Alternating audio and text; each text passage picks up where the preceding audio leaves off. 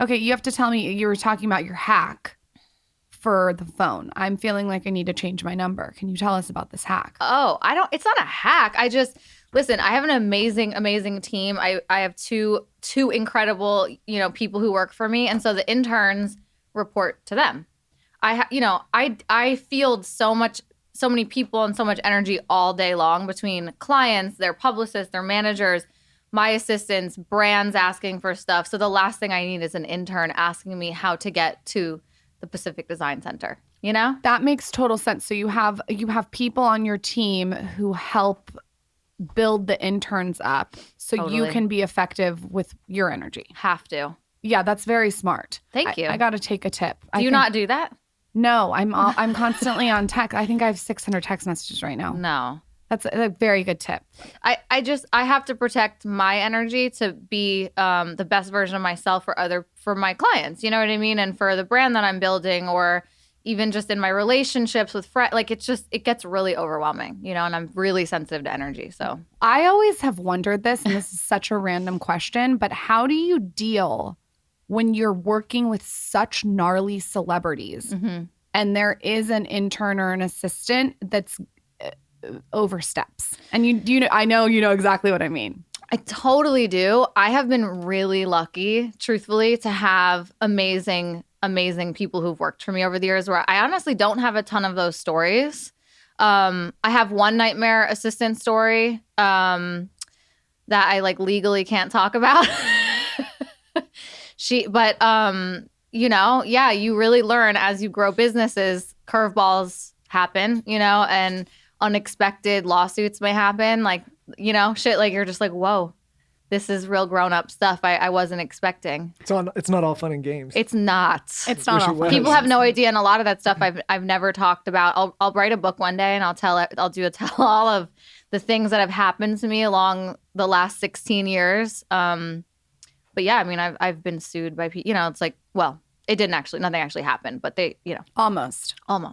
Well, I'm glad that it actually didn't go through. Me too. Knock on wood. Knock on wood. I want to get a background on you. I know you've been interviewed probably so many times on what you do for a living, and we're going to get to that. But first, I want to go back to your childhood, how you got into this. Have you always been attracted to fabrics? You're obviously very stylish. Is this something that you just came out of the womb being stylish? So I grew up in New York. I feel that my mom had great taste. So did her sisters. And I definitely knew I wanted to be in fashion. I didn't know to what capacity. And when I started, this was pre-Rachel Zoe. This was pre-Instagram. There was no social media, and styling was not known. It was not what it is today. And it certainly wasn't, to be considered an influencer today. None of this was happening at the time. But I went to FIT. I knew I wanted to be in fashion. I couldn't draw, I couldn't sew, but I had a lot of ideas. And I remember thinking, if I could just tell someone exactly what I want, I could make the most amazing stuff. But I didn't. And then, of course, that's essentially what a stylist is. You sound like me. If I could just tell someone everything that's in my brain and have it made. Yeah. That's not how it works, right? But you have to go back and forth and back and forth and back and forth. Yeah, but it is sort of like what a stylist is. It's like I have this idea, and then I have the opportunity to go out into the world and grab stuff from everywhere and put my idea into an outfit.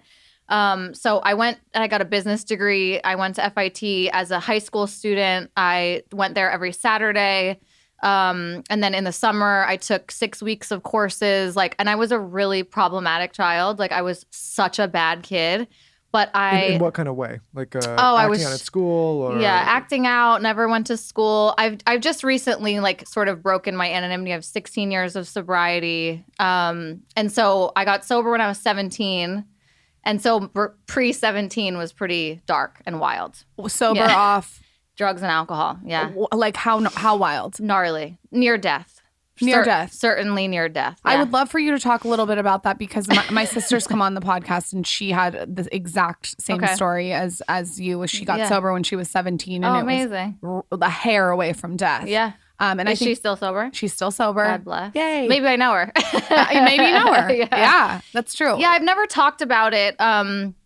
I never talked about it until I'm launching this clothing line that we can talk about, and so much of the history of this clothing line sort of came from this. So I felt like there was no way to be authentic and not share it.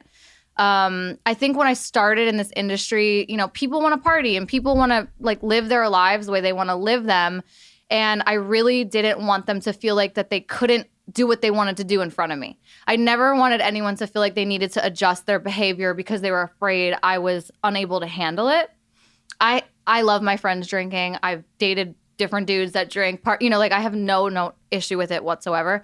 But with clients, I kept it to myself for a long time because they're partying, and I just didn't want them to feel like they had to, like I said, adjust their behavior for me. Or like feel uncomfortable around you as a Yeah, client. because I have no judgment. Like I have no judgment what people do. It's just my story and it's my experience. And the only way that I know is, 100% abstinence. And so I recently sort of outed myself in this Vogue article, which was cool. And I really hope that people, learn something from my story, I think. And, I was bullied. Like, this is where I was bullied so bad as a kid from 3rd grade all the way until my senior year of high school, essentially when I got sober. Why?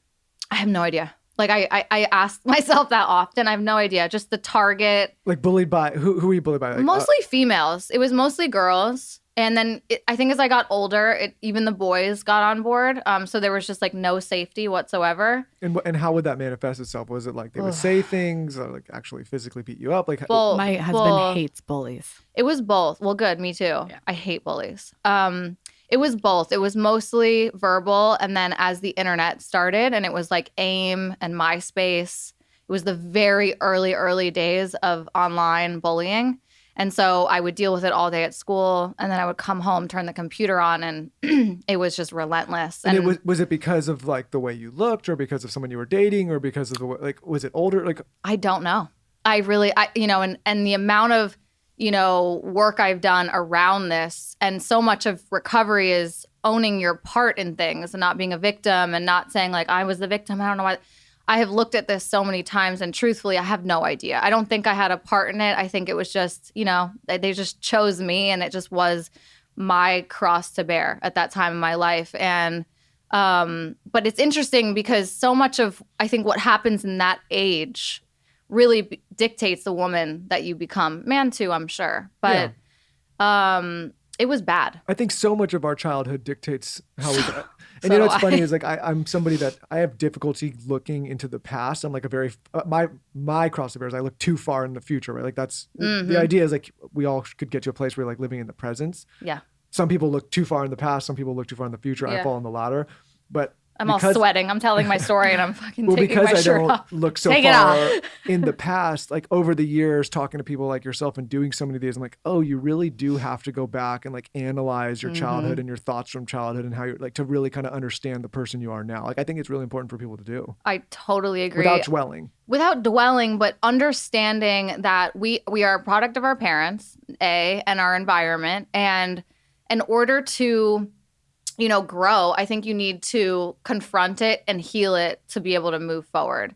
And I share about the bullying because I was in so much pain and I felt like I had nowhere to go. I really didn't have anywhere to go. I turned to drugs and alcohol. And so that was sort of my story. And thankfully, my family were incredibly overprotective and on top of it and, put me in treatment when I was 17. It totally saved my life. You have for siblings? Sure. I do. Mm-hmm. I have a younger When you sister. say you had nowhere to go, you didn't feel like you could go to your parents or your siblings? I think yes and no. I think that I put on this persona of like, I can handle it, like tough girl. I definitely turned into like the angry, angsty teen that at some point learned to fight back and physically would do so. And my parents wanted to, let me just be clear, they wanted to take me out of that school. And I was like, I can handle it. I can, just as a kid, I don't know if it's ego or if it's like the need to prove that you're okay. But like, I really wasn't okay. In retrospect, I really wish they had removed me. I know moving forward, if I saw that happening to my child, you know, Well, it I sounds would. like it sounds like this is pretty serious bullying. It doesn't sound like, hey, you got like picked on a little bit. It sounds like if you're getting into physical fights and your parents are thinking about removing you, and now retrospectively, like, I very should have bad. What are they bullying you for? What they're saying, like, you, like, I don't know. I don't remember. I don't care. It I doesn't think matter. I'm I don't gonna think. guess that the reason they were bullying you is because you're so beautiful. I think I got cuter later, truthfully. I don't think it was that. I bet you that was it. My mom would agree with you, but I don't think that's true. It's probably. I mean, like, the way you look, I can see like Thank maybe you. you being a target. I appreciate that, but I don't think I was always cute. I would love to know if there was a time that you tried drugs and alcohol where you had an epiphany where you're like, oh my God, I love this. This makes me feel so much better. Or was it just like a slow build of addiction? No, it was definitely from the jump. I was like, oh, this is for me. Right away. Right away. Like, this is going to be, again, like tough girl. Like, I started getting tattooed when I was 14, 15 years old, like just anything to sort of be like the rebellious. I wore it like a badge of honor, kind of like I was the tough girl.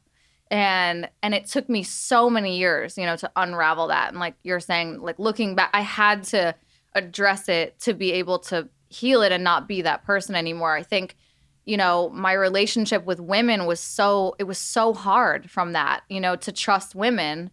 And so I separated myself, I just constantly in my adult life push people away, and that is no way to live. So when you went into recovery, what was so amazing about it? Was it like you just went and you felt like you were around like-minded people that were trying to get sober? Was it something that you were out of the bullying? What was something where you were like, oh, now I'm going to get sober? What was that decision like? Well, the decision wasn't mine. As I said, my family put me in a treatment center, and I was underage and had it was either be here or be homeless. Essentially, they, put a boundary and said, like, this is.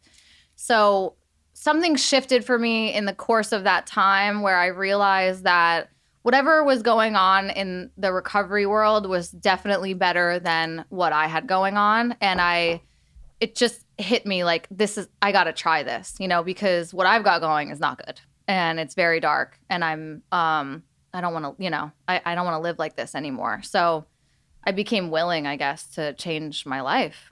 If there's someone listening that has a sibling, a brother, a sister, a kid that is using, it's a problem, what do you recommend? Oh, it's so hard.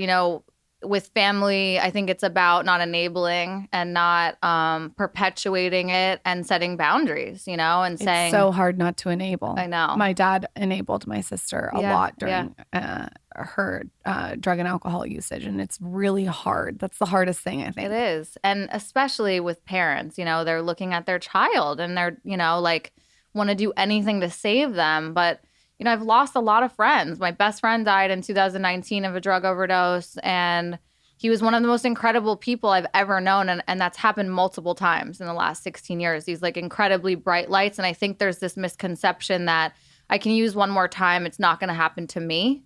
And like this superhero complex, like it's okay if I, go out one more time, like I'll just come back. And, I killed my friend. So And again, I've seen it happen so many times. So now that you're in recovery, is it something that you still have to work on years later? Or is Totally. It, Yes. you still have to work on it? I do, yeah. Every single day? Not every day, but I have I have a spiritual practice every morning that I do. You have to tell us if Okay, whatever yeah. you can tell us of it. No, so I'm not. I drink my coffee while I read these different like daily readers, daily reflections. I read like 8 of them a day. I try and meditate. I'm not a great meditator. I go through years where I like really love it, and then other years where I'm just unable to like get there. But the reading part is I will not start my day without it, and it just centers me and just sort of like takes me into my day with positive, outlook and a way to approach life, and life on life's terms and problems that might occur, and just realizing like this isn't happening to me, it's happening for me. It's really about a change in perspective, and that's been really helpful to me. Was it difficult moving to Hollywood, which is like the capital of drugs and alcohol? No, there's so many sober people here. It's crazy. There is? Yeah, there's so many. Well, if you're in AA, I know you're not going around obviously talking about the community all the time. So I guess maybe the reason I think there's lots of drugs and alcohol is because I just... Well, there is, but there's also There certainly a lot of is. people recovery. Yeah. There's yeah, both. yeah, of course. Yeah, Okay. of course. I mean, most of my friends are not sober, and a lot of them are, but my closest friends are not sober. But I don't know. It's funny. My parents would always ask this, like, how do you avoid it? And I just truthfully just never really was presented with like crazy partying friends or drugs in my face. I don't know. Maybe I was just being protected, but it's of no interest to me anyway. So I'm not like worried about it, you know? I think that's cool. You wake up every single morning with no hangover. None. I love it. And I'm the most fun friend. Like all of my friends will tell you, like she is the most fun in the club. We just went to Vegas the other day. And you can stay up in Vegas? Yeah, just Red Bull. Oh my God.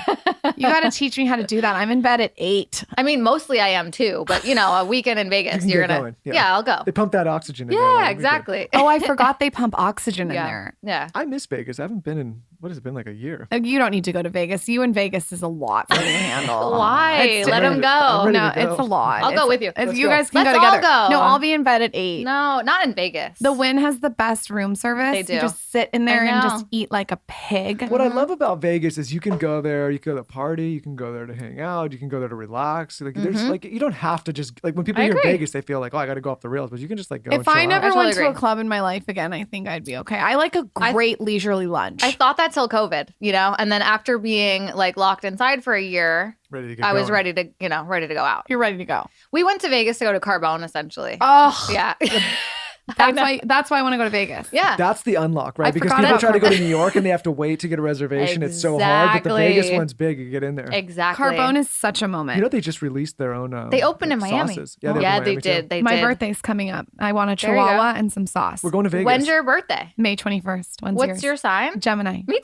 I love yeah, it. Yeah. I love it. I love it. Oh, I'm two- June 20th. Watch I've got out, 4 bitch. personalities. At Watch the What same are time. what are you? Aries. Aries. I Okay, love so them. I need to find an Aries. You need an Aries. Got no, it. an Aries is the best for a Gemini. I've heard that. Yeah. But I feel like I dated an Aries and I don't think it went well. I, Maybe he was an trying to- Aries-ish on the cusp. maybe. It Okay. depends which personality you were presenting. Wha- Because Sure. it's the dual. I have to tell you this. Yeah. Why I think you're so interesting is that I Thank you. think a lot of people come to LA to get into your industry. And Mhm. one, they don't understand how much work it is. Right. And I mean, I've seen it firsthand. It is a lot of work, which we can talk about. Mm-hmm. And two, I think a lot of people come into this industry and they don't make it like you have. Like there's a few big players. I don't think there's a lot of big players in your business, and I could be wrong. There's a lot But now. it feels like you're one of them. Thank you. So That if you means a could lot. give someone advice who wants to come in this industry, what would you say about how much work it is, Yeah. and also how you have really made a name for yourself? Well, yeah. So I've been at this for 16 years. I started when I was 17, sort of by accident. My dad actually was producing a television show and forced me to get an internship on it in the wardrobe department. And like I said, it was pre Rachel Zoe, and I fell in love with it the very first day and sort of just decide, okay, this is it. Like, this is what I'm out, gonna do. And I just, I banged down doors until people would hire me. And I had this sort of like hustle mentality where I just would not take no for an answer. And, really never gave up in those moments where you think like, I'm going to give up now, like this is too hard to get through. And I think that's the difference. I think it's like the people who don't give up. It's the biggest difference. I was telling Lauren that we had to get up the other day. Our flight got canceled coming here to do this, and we, kind of split time. And Your flight got canceled? Well, You our came flight- for me? no. So we came earlier the week, but we had to get up at like 4:30 in the morning. It was not a big deal, but the night before was like Easter, Yeah. and I was just like, that's a very small thing. Oh, you have to get up at 4, but we had the baby and the dog and the Yeah, flight. it's a and lot, yeah. It's a lot. And I was like, but you just got to go. And I was telling Lauren, I'm like, you don't have to be the smartest person or the most talented person. You just have to be somebody that's just like willing to grind it out and Agreed. eat shit and never give up. And like, that is I such an agree. unlock, because so many people just like, they get a little bit uncomfortable and they just quit. And that's why they'll never achieve greatness. But I totally agree. for people that do, it's because like you could literally just keep hitting them and hitting them and hitting them, and they just keep going and going and going. That was big for me. You know, there were so many moments where, you know, if I was an assistant and the stylist, you know, didn't want to work with me anymore, or on to, you know, having my own clients and a client choosing not to want to work with you anymore and move on.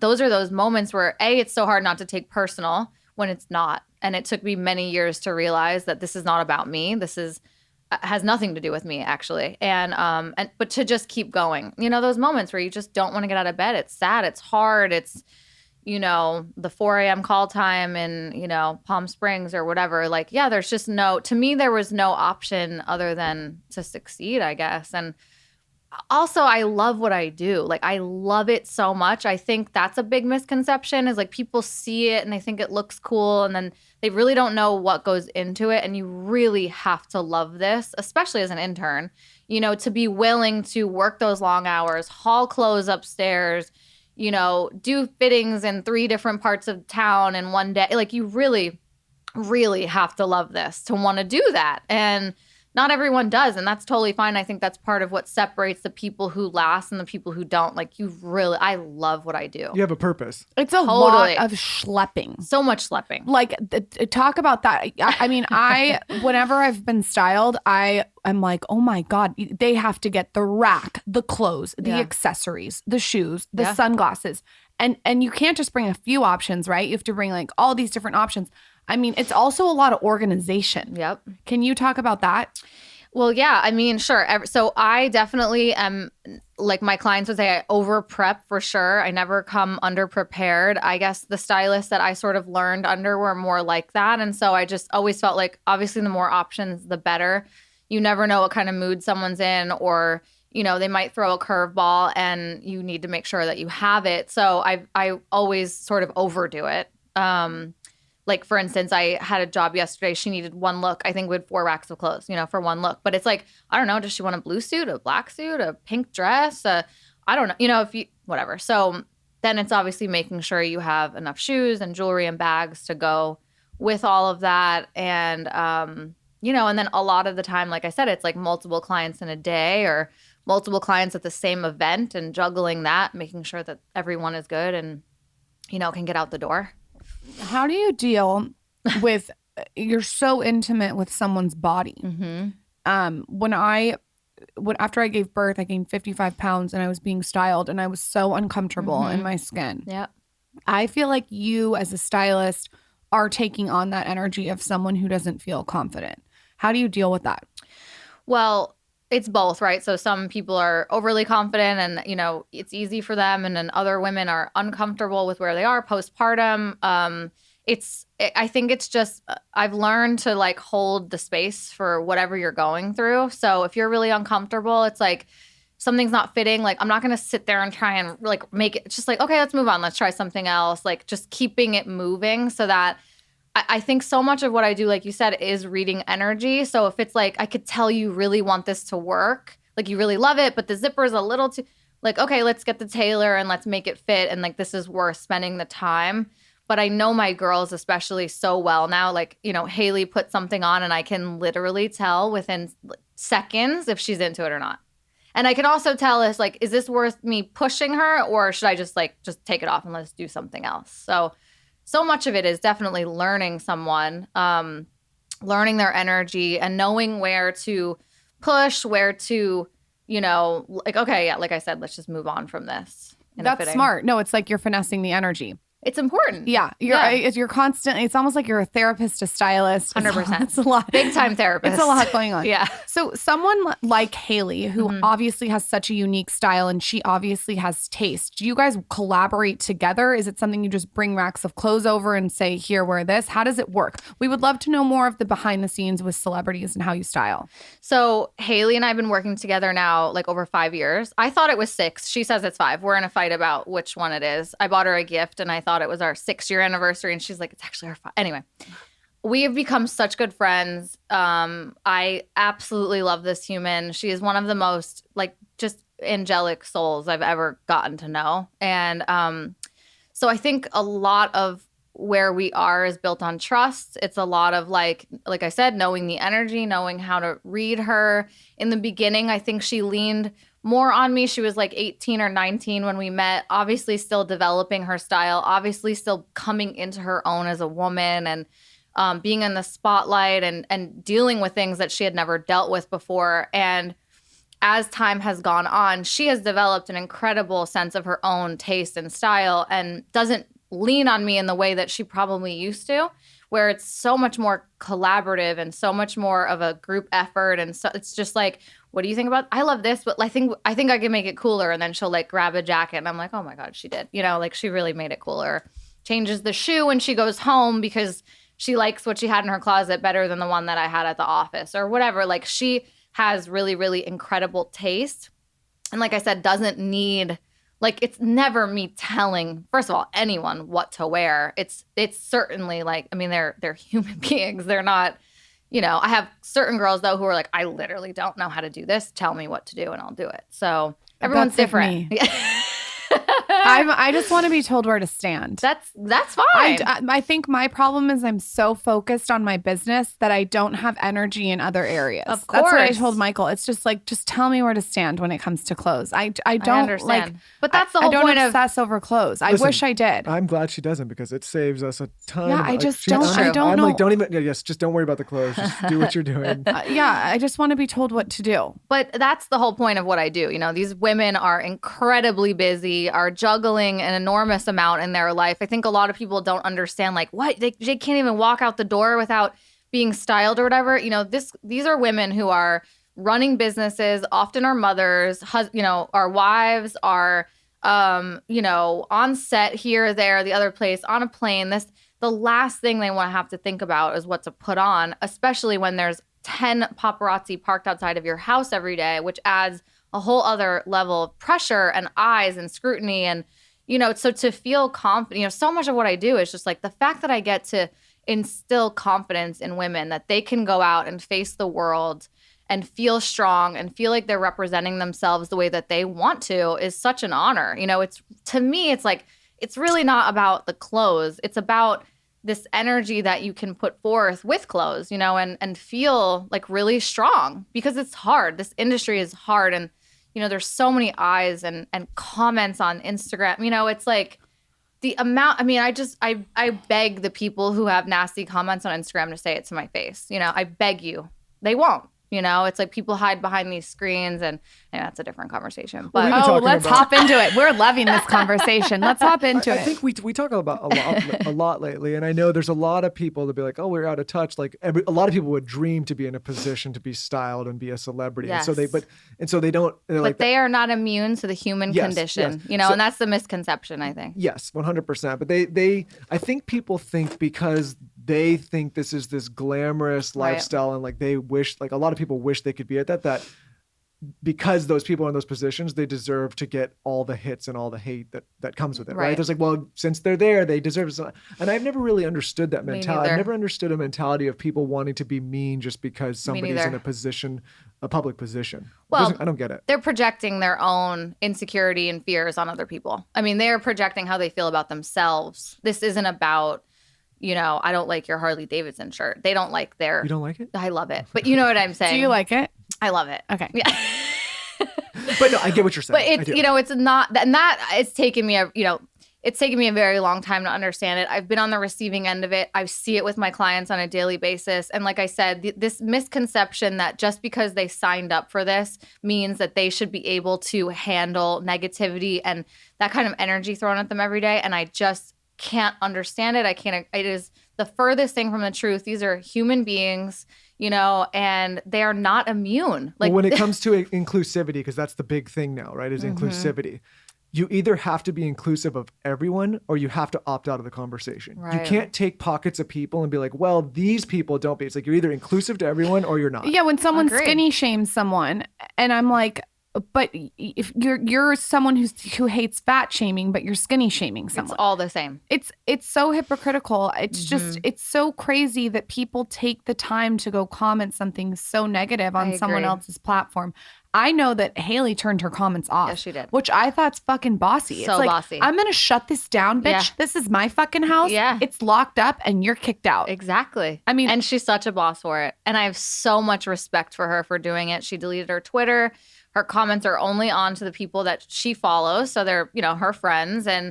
And yeah, you have to protect your mental. I just went through something recently on Instagram. I can't get into the details of it right now, but where I was, bombarded with thousands of hateful comments and for something I didn't do. And, it is so, it was debilitating. It was like, Hold on, something you didn't do? Yeah, I can't. You don't have to explain it, but what do you mean? Give us like a little more context. Someone accused me of doing something that wasn't true. So then, perpetuated a narrative that wasn't true. So the mob mentality came. Exactly. And so the cancel culture, the mob mentality, without having the information, without thinking, is this true? That's big for me. It's, before I jump to conclusions, do I know this to be true? For sure. The answer would, of course, have been no to all these people. It was so painful, for a few days. And, to get to lean on my clients who deal with this on a daily basis. I just started working with the D'Amelio sisters, 16 and 19. They're dealing with this at such a young, important age grow, and for them to be like, don't worry, give it 3 days, don't worry, give it it's like, but did everyone say that? I would love to know. Everyone said that. Don't worry, give it 3 days. It'll go away. But it hit me after a few days. There's this misconception, if you delete comments or you turn your comments off, you're guilty. And so I had left them for, I think, the first 2 days. And then it sort of hit me like, why are you being a martyr? Why are you allowing this? I don't allow comments about my clients negatively on my page. If you come to my page and say something negative about a client, I will block you. Not even just delete. You are not allowed to do that. This is my space for my girls, and I'm not going to allow the hatred on my page. And so it hit me after 2 days of this. You're not being kind to yourself. Well, no, because people think Why am I doing this? People think with people on public forums, like, we all deserve a voice. Like, no, you fucking don't. You don't get a voice. If you're going to be rude, mean, discriminatory, attack, you don't get a voice. If you come to my house and you kick your shoes up and tell me to fuck myself and whatever else, like kill yourself, whatever you want to say, I would say get out. Right. So I have the same mentality about my Instagram. If you're going to come on and speak from a troll ass account and say something fucked up, you're going to get blocked and deleted. And my favorite one, this is a little hot tip. Yeah. This is my favorite one. Oh, they just did it. When they come on and they're so fucking rude and they type their thing and then I press restrict. Oh, so they think it's... They don't know that I've restricted them. So no one can comment back. No one can like it. And I can decide who sees it. And so then they keep commenting rude shit and no one ever sees it. So guess what? That's wasting their time and energy. I know. It's so sad too. I mean, I try and see it from the pain that they must be in to behave that way, and so I started this brand. But that's like me saying, like, when you're a kid, okay, like I used to think that way too. And I do still think, okay, that must be a pain position. But it's not my responsibility or yours or Lauren's to heal that pain. You're right. And just because, like, it's like me saying, like, I don't like someone, so I'm going to walk up to them in the middle of a restaurant and just punch them in the face because I'm in a pain position. It's like, people be like, no, you're going to fucking jail, Michael. True. You can't do that. No, you're right. People say, like, oh, you're silencing voices. I'm like, goddamn right. Because if you're a negative, angry, mean voice that's attacking, you don't deserve to have a voice with me. Go do that somewhere else. I also want to say, though, if it's a constructive comment, like something for instance, hey Lauryn, you say like too much on the podcast. Right. Okay, well that's something maybe I could work on. Right. If it's constructive, I'm open to it. Right. But if you're just being an asshole, bye-bye. I agree. I want to hear about your brand that you're starting, and I want to hear about how you're starting the brand. Well, so part of this subject. So I, like I said, was bullied, and now as a 33-year-old grown adult woman, I have dealt with having clients who have, opposition fans who have something to say, whether they didn't like the way they dressed or who they're dating or whatever the case may be. And so I've been on the receiving end many times of that. And that's nothing in comparison to what my girls deal with in real life, all the time, like every single day. As we said, Haley turned off her comments. And, in the middle of this pandemic and thinking about what are some new businesses I can start and new avenues. I have always wanted to do a clothing line, and it just hit me like, do sweats. I live in sweatpants, make them, and have the message be about love and kindness. My ex said something to me. I said, I really want to do something about anti-bullying. And he told me this little story about Mother Teresa, that like Mother Teresa would never go to a rally for anti-violence, but she would go to a rally for peace. And so by not saying the word anti-bullying, by not perpetuating the negative, how can I bring positive into this situation? That is so genius. I know. It's all about switching your language. I Yeah. agree. I always, whenever, this is so stupid, but if I'm emailing or writing an Instagram caption, I stay away from words like don't, can't, unfortunately. What is worse than someone that starts an email with unfortunately? I'm like, what is the solution? Give me a solution. Unfortunately, like fuck yourself. but it is important to pay attention to language. So that makes so much sense about Mother Teresa. I love that. Me too. And so, you know, okay, so this brand isn't about anti-bullying, but it's about spreading love and kindness, you know, and with an underlying message. And part of the proceeds are going to the KIND campaign. So the KIND campaign was started by two incredible women, Lauryn Paul and Molly Thompson. They started it 12 years ago. And it's basically they created a curriculum to go into schools and like combat the bullying that's already occurred there. They heal it. They go in and they put these girls in a room. It's focused on females. And they heal what is happening, you know, and they leave there and these girls have basically like forgiven each other and are choosing to move forward. And it was so important for me to align my brand. Like if I think about if that had been there for me, you know, when I was a kid, how would that have changed my life? You know, how would that have literally changed the trajectory of the woman I became if I had dealt with that at that time? And so when I saw what they were doing, I just thought like we have to help them. And we got on the phone and I watched their documentary and I literally cried the whole 55 minutes of this documentary. Like it was so moving to me. And anyway, so, you know, we're donating a part of our proceeds to them. And I hope, you know, also by talking about it, people know more about them. And are the sweats Hailey approved? Because Hailey lives in sweats. The sweats are very Hailey approved. Okay. They started with actually, you know, we try on so many sweats. We see so many amazing brands all the time. And I really wanted, like, I know which one she wears all the time and sort of was like, okay, I'm going to pay attention to that in what I make. So we made a really big oversized crew neck and an oversized hoodie and the pants. I always feel like sweats are too short. So 100%. Yeah. So the pants are long and they pull at the bottom. It's also unisex. So you guys can share. You could literally share the same size. I love that. Yeah. Who is the coolest celebrity you've styled? Do you have like a cool Hailey. story? Definitely Hailey. Besides Hailey. No, I can't.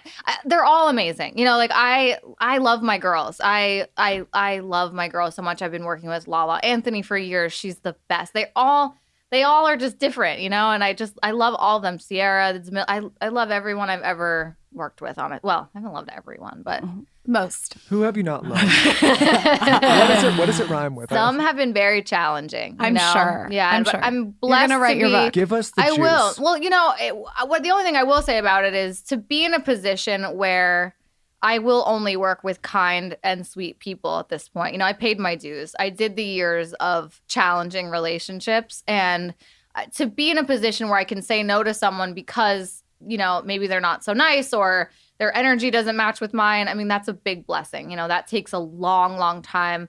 I started my career, and part of the advice would be to just say yes to everything, which I did for many years. You know, yes, we do this. Yes, yes, yes. And you just build and build and build. And, you know, I think a lot of it is like right place at the right time. And that's how a lot of my like big opportunities actually happen. It was like literally just right. Yeah, there's place, right time. stages and seasons.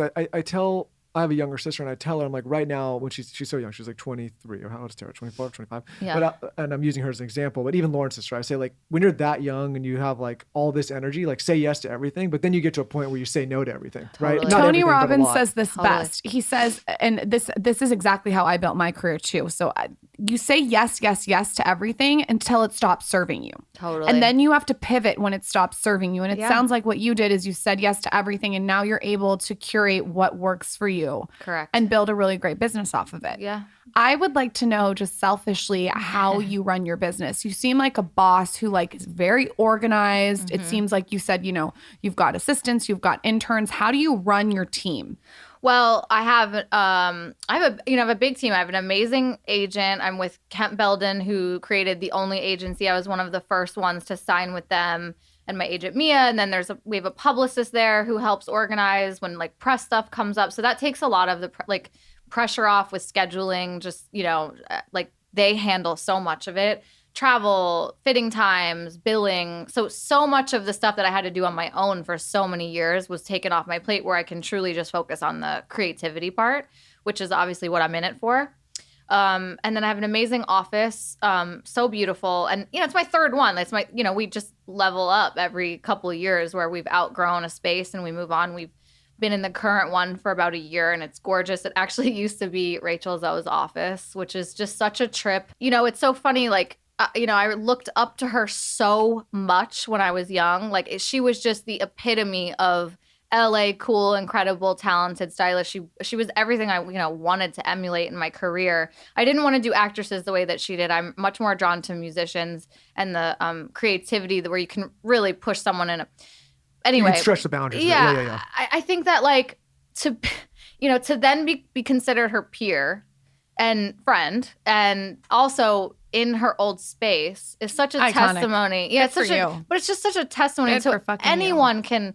It's just incredible. I don't take it for granted ever. I try to live from a space of gratitude every day. I even when I'm stressed out, even when I'm overwhelmed, and honestly, even sometimes when I don't mean it, I just thank you, universe, thank you, God, for everything that's coming. Because I think when you stress out and put negativity on the level of busy you're at, you're telling the universe you don't want it, and the more that I come from this space of I'm just so thankful, thank you, the more it flows and the easier it becomes. You're so right. I talk to entrepreneurs all the time, or people that are trying their hand at being an entrepreneur, running their own business. Let's just say working for yourself. Mm-hmm. And the people that are constantly complaining, like, I'm overwhelmed, I'm overworked. I'm like, yeah, if you have the audacity to like build something for your own and set your own schedule and build life on your terms, like it's going to come with all that. Totally. But you have to flip it and be like, I'm so thankful that I'm in this position. Exactly. And if you can't do that, you really are not cut out to run something for yourself, because it's not ever going to be easy. I told Lauren the other day, she launched her business. Yeah. And I said, congratulations. It's going to get way harder from here. Yeah. It's true. I said, you just got done with the easy part. Now it's going to get really fucking hard. Yeah, I totally agree. I had this hairstylist too, who she would be so busy. She'd have like 6 clients and different chairs, and she just had a baby, and I would be in the chair and she would say like, I'm just so grateful. I'm so grateful. And it was also the way it made me feel. If I come in the room with my clients and I'm like stressed and fucking, and my energy's crazy, they don't want to be around that. You know what I mean? It's my responsibility to come into a room and make it better, like to uplift the energy in the space and make them feel good. Like I said, it's just clothes, and nobody wants to work for someone like that either. No, and I won't. My assistants, same thing, like always a smile on their face, and they work so hard. Like they really go above and beyond. They work longer days than I do a lot of the time, because they've got to bring the clothes to where the shoot is and pack it up at the end of the day and put it in the office and put it in the safe. And, they work even longer than I do a lot of the time. And even though most of the time I'm going home to like run my other businesses and whatever, but it's just a different thing. But, if I can't have that energy around me, I just won't do it, and. You talked off air a little bit about therapy. Yeah. I would like to know how therapy has helped you, how you think it's helped you become who you're meant to be. Okay, well, how long do we have for this question? So you had my therapist on. Habib Sadeki is my doctor, my therapist, and amazing episode. I loved listening to you guys. Yeah, so thank you for that. I found him in a time. I've done therapy on and off my whole life, but never like this. And I found him in a time. I was in a relationship and we were really trying to make it work and it wasn't working. And we made the decision to consciously uncouple, and which is something that he's sort of known for. And it was the most painful moment of my entire life. This person and I had a very, very deep energetic connection. I just felt like I always knew him. I just felt like he was the one for me. And I was fucking grasping so tight, to make it work. And he knew, he knew like this relationship is not serving us both and we need to let this go. And he had the courage to walk away from something that was not easy to walk away from. And so I found Habib in this moment, and we stopped doing therapy together, and I went on my own journey with him. And what I realized in that breakup really had nothing to do with the relationship. He often says, you know, Lauryn is not the issue. Like, Lauryn is irrelevant, right? Like, it's about you. Mm-hmm. And Tim was irrelevant for Maeve. It was about what I needed to learn and grow through at that time.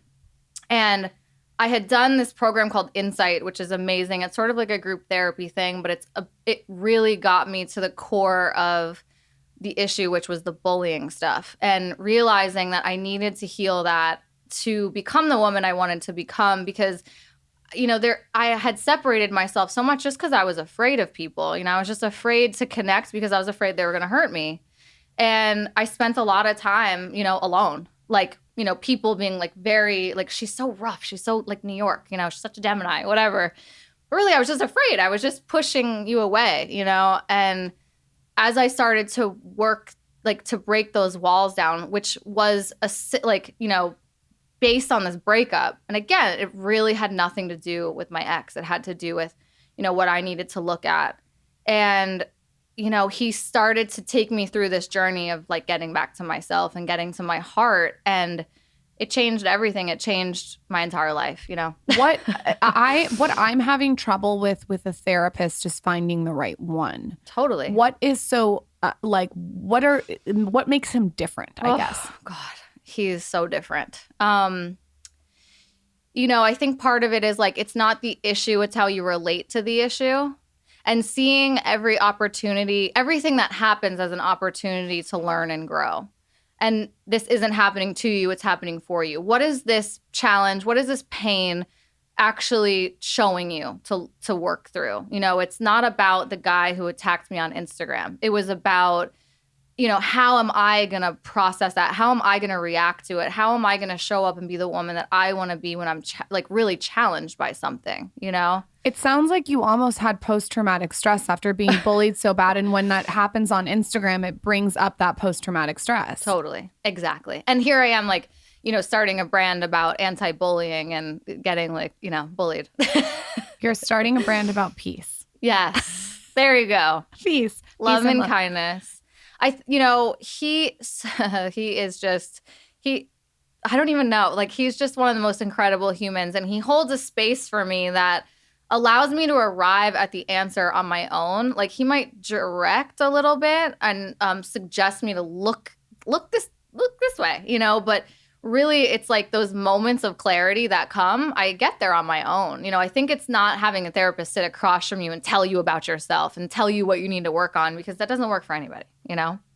I want to go see him. He's so good. Dr. Well, you met him. I know. I'm gonna message him on Instagram. He's really changed my life. He's like really an amazing person, and on top of that, you know, really brought me to a place with God. You know, with the universe, with you know, really having so much faith that everything is happening exactly the way it is supposed to, for my highest good and for the highest good of all concerned. You know, and being in that much pain and that ending of that relationship, the only way I could get through that was to lean on some sort of higher power, which of course recovery has always taught me, but it was a much deeper level, and it was really missing from my life up until that point. And that's probably the greatest gift he ever gave me, was really just knowing that I can handle anything if I'm, you know, good spiritually. Yeah, it's so interesting. Like it takes a long time, and like nobody's perfect, and definitely not me, but when you get to a place where you can actually start to observe your thoughts. Yeah.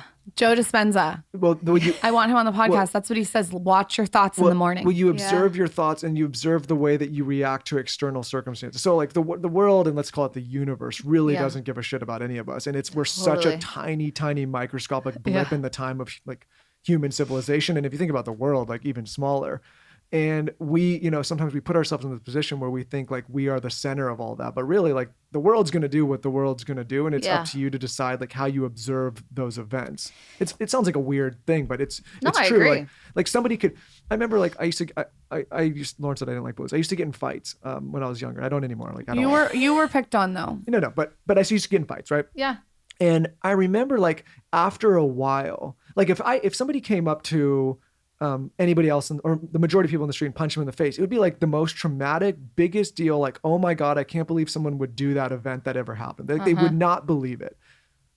I got to a place with me, like somebody would throw a punch or something, and it was almost like it didn't upset me. I was like, okay, like their perspective is they're angry, they're mad, they're doing this, they think that, like, I never got emotional about it after a point. And I realized, oh, it switched because I started observing it in a different way. I'm like, this is just energy that's coming at me. It's being channeled in an angry way, but it wasn't like this traumatic, it's weird. So I think like the reason I bring all this up is, as human beings, your perspectives shift and change, and you get to decide like how you react to all these things. Exactly. You could be angry, you could be sad, you could be upset, or you can like take a practical approach. Like, okay, this is happening because of X, Y, and Z. Yeah. And I'm going to choose to be either positive about it or practical about it or logical. And so I remember I'd see like a guy I got in a fight with like the day later, and people were like, oh, aren't you so angry? And I'm like, no, like I get it. Like we had a little thing, like he was angry, I was angry. It was I don't know. It's just. And then I met you, and I was like, I'm done with this but fight. And I shit. bring all this up because This is not gonna work for me. I think something happened. Like good wife. someone attacks somebody or says something, and immediately they're like, "Oh my God, this is happening to me. This is such an affront to me. Like I need to be offended. I need to be upset." You don't have to be. You don't. You're choosing to be. Part of Habib's there's this concept of being the neutral observer. Yes, that's exactly what I'm kind of touching on. He says it much more eloquently than me. Yeah, he says, be the neutral observer. Just sit and observe and not. I have this tattooed on me. It's this Rumi quote. It says, out beyond the ideas of wrongdoing and right doing, there is a field. I'll meet you there. It's about like, okay, you're right and that guy is right or wrong and wrong, and like just get to a place of just neutrality with that. Like, I just came out of a relationship and I think what he needed in the relationship, what I need were two different things. And that's okay. There's nothing wrong with that. He's not wrong and I'm not wrong, but we're just, so to just get to a place of neutrality of like, cool, let's just all move on, whatever that may look like. You choose to be, any reaction you have, you personally are choosing. I say like you, me, 100%. Lauren, everybody. So if we get divorced and I'm on my second husband, we should go to Dr. Habib to consciously uncouple. Yeah, he told us that. You guys are not uncoupling. But Stop it. I'll fucking kill you. I always say like people say I'm triggered, I'm offended, I'm angry, I'm upset. It's like, well, are you choosing to be those emotions? Big time. And are those emotions actually serving you in a productive way? And if they're not, you can actually choose to not be any of those things. When you point that out to people, some people get very angry about that. They do. Because they're like, why are you questioning my emotion, my feeling? I'm not. I'm telling you, I'm asking you to question, are those emotions and responses serving you? And if they are, go with God. And if not, like, you're the only one that can change them. I totally agree with you. That's important. I have to ask you this question because you're so good at what you do. And it's kind of a twist. But what are some easy, tangible, digestible tips that you can give our audience and me on styling quick? Well, I always start with dressing for your body type. I think it's really important that you dress for your body type. Just because you see, Hailey or whatever, like, if you don't have the same shape, the same clothes are not going to look the same. And so I dress women with all different size, bodies, and which is I love so much. It's like such an honor to get to dress different kinds of women. And that said, what looks good on Hailey might not look great on Lala, and what might look great on Lala might not look good on Hailey. And so, I think if you're trying to figure out your style, I think it's so much of like what actually is the most flattering for your shape, and go that direction. And I also love to tell people to pull reference photos. If you see an outfit that you love so much, take that image, and when you go out shopping or if you're online or whatever, you can sort of try to recreate it in your own way within your own budget. I think that's a really great way to start to build your aesthetic if something really speaks to you with, someone's style. I love reference photos. Important. I love those tips. I'm going to take them. Taylor, you're going to take them too.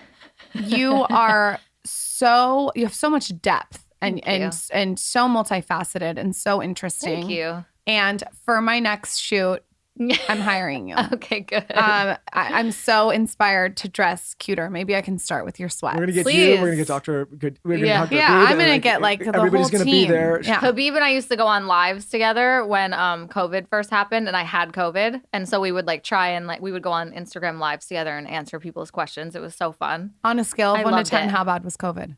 For me, I was very lucky. It was not bad for me at all. And again, it's like seeing things as an opportunity, right? Like Habib and I talked a lot about like if you can't go outside, if you can't go out, go within, and I went through a really interesting period of healing, actually, just being alone, it was very early in the pandemic. It was like March 17th. So it was like really early. I could hardly get tests. And I had symptoms. I couldn't smell and taste. That was the only thing that happened. But it was for 6 weeks and I stayed inside the whole time. Because we didn't know. Like, we didn't know that like after 2, you were probably fine. And I didn't want to waste tests because they were so hard to get. And so I just stayed inside and really like had an amazing experience with myself and God. And it was a good thing for me, you know, and I ended up also building some businesses out of it. So I know that not everyone had that experience, you know, and my heart goes out to people who lost a lot. You know, I just chose to see it in a different way, I guess.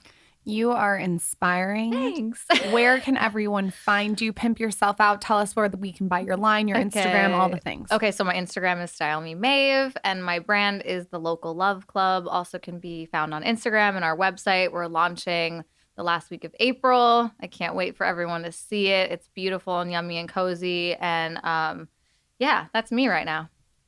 You're incredible. Come back anytime. Thank you. Thanks for having me. You guys are amazing. Thanks for holding this space for people. It's great. Next time you come on, yeah, Dr. Habib's coming on with you. Oh, that'd be fun. Yeah, that would be a little round table moment. Ooh. Let's do therapy on Michael and fucking corner him. That would be fun. Listen, I need a lot of help. Taylor, cue Sugar Storm from Gone Girl.